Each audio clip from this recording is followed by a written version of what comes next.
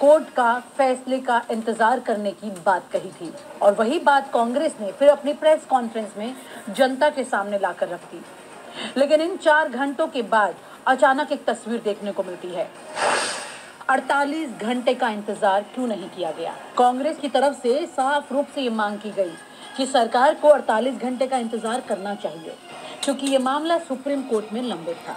कांग्रेस का कहना था कि अगर सरकार को पूरा भरोसा था कि कोर्ट भी इस फैसले को सही ठहराएगी, तो फिर इतनी हड़बड़ी क्यों?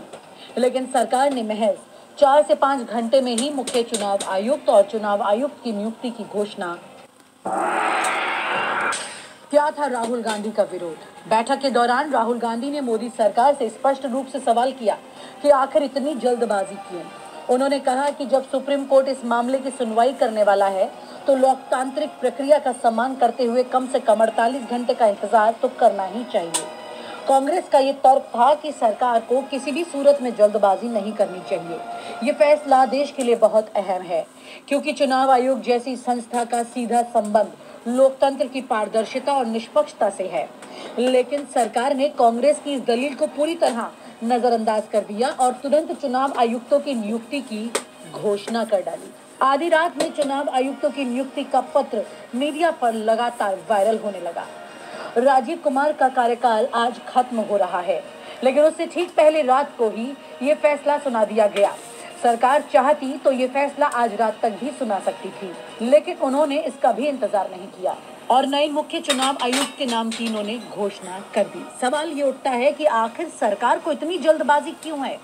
नरेंद्र मोदी और अमित शाह इतनी जल्दबाजी में क्यों हैं? और एक और दिलचस्प बात यहाँ देखने को मिलती है कि नरेंद्र मोदी इस कमेटी की मीटिंग में शामिल होंगे, ये तो सबको पता था।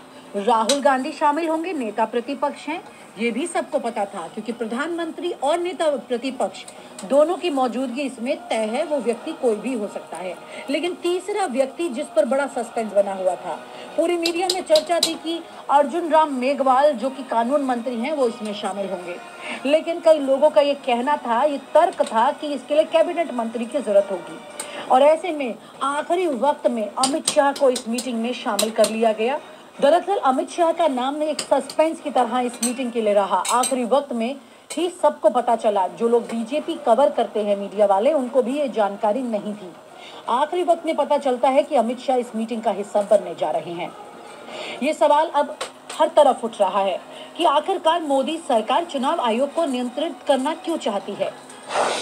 क्या मोदी सरकार चुनाव आयोग को पूरी तरह से अपने नियंत्रण में ही रखना चाहती है? क्योंकि जब सरकार ने चुनाव आयोग की नियुक्ति के लिए नियमों को बदला था, तब भी विपक्ष ने विरोध जताया था कि इससे चुनाव आयोग की स्वतंत्रता प्रभावित होगी। अब जब नए मुख्य चुनाव आयुक्त और नए चुनाव आयुक्त की नियुक्ति इतनी जल्दी में कर ही दी गई है, तो आशंका और भी मजबूत हो गई है कि सरकार चाहती है कि चुनाव आयोग पूरी तरह से उनके ही नियंत्रण में रहे। 19 फरवरी को सुप्रीम कोर्ट में होगी सुनवाई। अब इस मामले की अगली बड़ी लड़ाई 19 फरवरी को सुप्रीम कोर्ट में है, यानी कि कल। कांग्रेस और अन्य विपक्षी दलों को उम्मीद है कि सुप्रीम कोर्ट इस फैसले की समीक्षा करेगा और इस पर कोई कड़ी टिप्पणी कर सकता है। यहाँ तक ये पूरा फैसला भी बदल सकता है। लेकिन बड़ा सवाल ये है कि अगर सुप्रीम कोर्ट इस नियुक्ति को सही ठहराता है, तब भी सरकार पर यह आरोप तो जरूर लगेगा कि उसने लोकतांत्रिक प्रक्रिया का सम्मान नहीं किया और विपक्ष को दरकिनार करके ये फैसला ले लिया। लोकतंत्र को कमजोर करने की साजिश। विपक्ष का ये आरोप रहा है कि मोदी सरकार धीरे धीरे लोकतांत्रिक संस्थाओं को कमजोर कर रही है।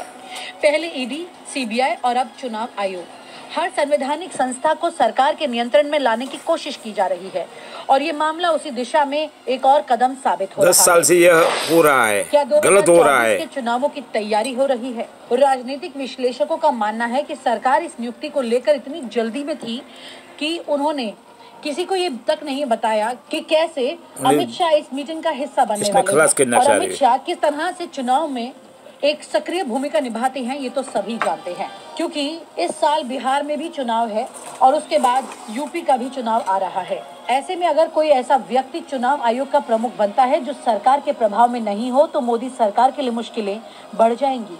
अब जब सरकार ने अपनी पसंद के अधिकारियों की नियुक्ति कर ही दी है, तो सवाल ये उठता है, तो क्या ये नियुक्ति आने वाले चुनावों को ध्यान में रखते हुए की गई है? आज का दिन भारतीय लोकतंत्र के लिए एक महत्वपूर्ण मोड़ साबित हो सकता है। चुनाव आयोग जैसी संवैधानिक संस्था की स्वतंत्रता पर सवाल उठ रहे हैं और सरकार पर विपक्ष का सीधा हमला जारी है। सबकी नजरें 19 फरवरी की सुप्रीम कोर्ट की सुनवाई पर भी हैं। अगर कोर्ट के फैसले के खिलाफ कोई टिप्पणी करता है तो ये सरकार के लिए एक बड़ा झटका होगा, लेकिन अगर कोर्ट इस फैसले को सही ठहरा देता है तो भी विपक्ष सरकार पर लोकतंत्र की हत्या का आरोप लगाता रहेगा।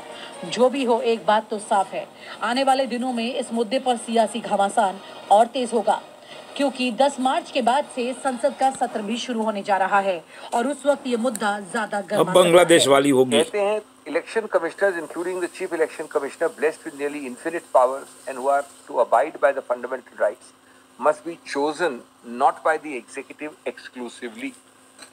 कार्यपालिका द्वारा, सिर्फ कार्यपालिका द्वारा नहीं, बड़ा स्पष्ट है, and particularly without any objective yardstick. फिर 119 में कहा है, in order to allow independence in the functioning of the election commission as a constitutional body, the office of the CEC as well as the election commissioners have to be insulated, शब्द है insulated, from the executive। और कई para से एक para और है 8, जहां कहा है कि like the judiciary, election commission को, चुनाव आयोग को न्यायपालिका का स्तर दिया गया है, क्योंकि संवैधानिक संस्था है, वो कानूनी नहीं है सिर्फ। Like the judiciary, the election commission must display fearless independence in the absence of norms regarding the appointment. A central norm, namely institutional integrity, is adversely affected. An independent appointment mechanism would guarantee eschewing of even the prospect of bias. अब ये निर्णय आया था, जैसे मैंने बोला आपको, 2 मार्च को 2023 को। इसकी आत्मा क्या है, इसका उद्देश्य क्या है, इसका मंतव्य क्या है, इसकी सोच क्या है कि अभी आपके पास कोई कानून नहीं है, इसलिए हम ये न्यायाधीशों द्वारा बनाया गया कानून लागू कर रहे हैं। इन उद्देश्यों से, जो मैंने उद्देश्य पढ़े आपको, ये 4 उद्देश्य, स्वतंत्रता, निष्पक्षता, कार्यपालिका से दूर, इत्यादि इत्यादि। 10 साल से ये स्कीम चल रहा है। माननीय मुख्य न्यायाधीश को होना चाहिए। ये जरूर है कि कार्यपालिका कोई अधिकार क्षेत्र है कि वो इसमें कानून बनाए, लेकिन इस निर्णय के आत्मा को बिना समझे, अक्षर को बिना समझे, इसके व्यापक उद्देश्य को बिना समझे, तुरंत भगदड़ में, जल्दबाजी में, कुछ ही महीनों उसके बाद मोदी सरकार ने ये कानून लाए, जिसका नाम मैंने पहले लिया। इस कानून में ठीक विपरीत किया जो उस निर्णय में लिखा था। पूर्णतया कार्यपालिका द्वारा चयन का इसमें प्रावधान है। खैर, कानून बनने का अधिकार क्षेत्र निश्चित रूप से उच्चतम न्यायालय ने दिया था। इसका मतलब ये नहीं कि सुशासन का ये आह्वान है कि क्योंकि आपको अधिकार क्षेत्र दिया है इसलिए आप वही कदम उठाएंगे जो कार्यपालिका के पक्ष में होगा, क्योंकि आप सत्तारूढ़। खैर, उसके बाद इसको चुनौती दी गई वापस। चुनौती के कई कारण हैं। एक तरफा गैर समतल चुनाव का एक जमीन बनाना, गणतंत्र का मूल तत्व, बेसिक स्ट्रक्चर, एक स्वतंत्र चुनाव आयोग होना चाहिए। विशेष रूप से पिछले 2 सालों में और उससे पहले भी जो हमने आरोप प्रत्यारोप देखे हैं चुनाव आयोग के विषय में, जिस प्रकार से हमने कई बार आपके सामने समक्ष रखा है, सभी स्टेक होल्डर्स ने, सिवाय सत्तारूढ़ पार्टी ने आपके समक्ष रखा है। कितने 40 लाख लोग बढ़ गए किसी चुनाव में, ईवीएम के राजीव, क्या क्या हुआ। इस सब को ध्यान रखते हुए इस संदर्भ में यह आवश्यक था कि हमको उच्चतम न्यायालय की स्पिरिट को समझना चाहिए। इसको जब चुनौती दिया गया है तो लगभग 3 या 4 ऑर्डर्स पास हुए हैं उच्चतम न्यायालय के द्वारा अभी हाल में।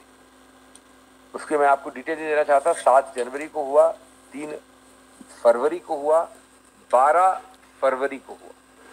इतनी जल्दी उच्चतम न्यायालय, जिसका मुझे कुछ अनुभव है, ऑर्डर नहीं देती है। 3 ऑर्डर 1-1.5 महीने में। और लास्ट ऑर्डर है 12 फरवरी का, direction that the matter not be deleted from the list on 19/2/25। 19/2 कितने दिनों बाद है भाइयों और बहनों? अब मान लेता हूं मैं कि 19 तारीख को खत्म नहीं होगा, शुरू तो होगा, कुछ तो होगा।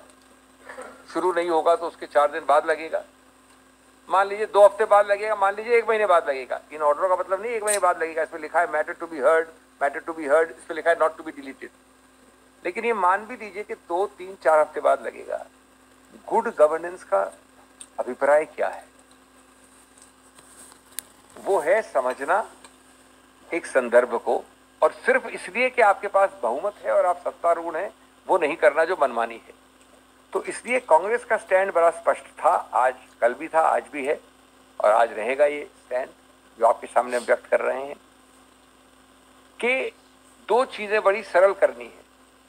आपको ईगो में फंक्शन नहीं करना है, आपको सिर्फ सरल चीज ये करनी है कि इस मीटिंग को जो आज शाम को 5:30 लगभग हुई, उसको स्थगित करें। कुछ नहीं कर रहे हैं आप, स्थगित कर रहे हैं 2 हफ्ते 3 हफ्ते, कोई बड़ी बात नहीं। और दूसरा, हर स्टेक होल्डर कांग्रेस शामिल आपका समर्थन करेगी कि आप छोटी सी 2 लाइन की ओरल याचिका या लिखित याचिका दें उच्चतम न्यायालय को कि साहब 19 में जल्दी सुन लीजिए, 22 को, 20 को, 25 को खत्म कर दीजिए। ये आम होता है उच्चतम न्यायालय में। Early hearing application and disposal application करिए, हम आपका समर्थन करते हैं। अब आप ये सोचिए एक बात, मैं बड़ी एक सरल बात, कॉमन सेंसिकल बात कर रहा हूं। कल आपने अमुक व्यक्ति को, आज आपने अमुक व्यक्ति को नियुक्त कर दिया मिस्टर XYZ। 19 तारीख को नहीं तो 25 तारीख को उच्चतम न्यायालय ने कहा कि जो नया कानून है वो निरस्त करते हैं हम। कह तो सकती है, आज कम से कम संभावना तो है। ये तो नहीं एक तरफा आप सोचेंगे कि नहीं कर सकती उच्चतम न्यायालय। एक पक्ष हार सकता है, एक पक्ष जीत सकता है। 4 हफ्ते बाद भी उच्चतम न्यायालय कहती है कि हम ये कानून जो मैंने आपका नाम पढ़ा अभी आपको, वो हम निरस्त करते हैं। Election of chief election commissioner etcetera etcetera 2023 है। तो आपने क्या क्या किया है? आपने एक प्रकार से जो एक गरिमा है, जो एक आत्मा है, जो अक्षर से आगे होती है, जो उद्देश्य है, जो धारणा है गणतंत्र की, उसकी अवमानना ही नहीं की, उसको आपने एकदम नकार दिया है। सिर्फ किस लिए? 48 घंटे, 1 हफ्ते या 2 हफ्ते के लिए। ये अगर ईगो नहीं तो क्या है? इतनी सरल बात है हमारी, इतना सरल प्रस्ताव था। जहां तक हमें मालूम पड़ा है, दुर्भाग्य है कि सरल प्रस्ताव को नहीं माना जा रहा है, लेकिन आपको बाकी चीजें जो गोपनीय होती है आजकल में मालूम पड़ जाएंगी।